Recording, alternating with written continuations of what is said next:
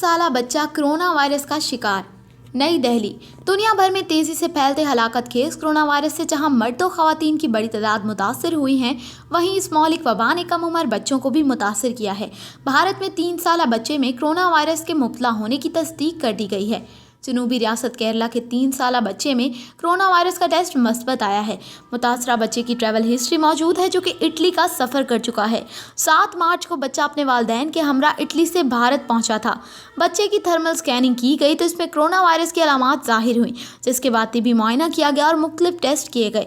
बच्चे को अस्पताल के आइसोलेशन वार्ड में मुंतकिल किया गया, जहाँ डॉक्टर्स ने बच्चे में कोरोना वायरस की तस्दीक कर दी। बड़ी उम्र के मुकाबले में बच्चे कोरोना वायरस से कम मुतासर हुए हैं। कोरोना वायरस के शिकार अफराद मजमूई तादाद में बच्चों की शरह मामूली है।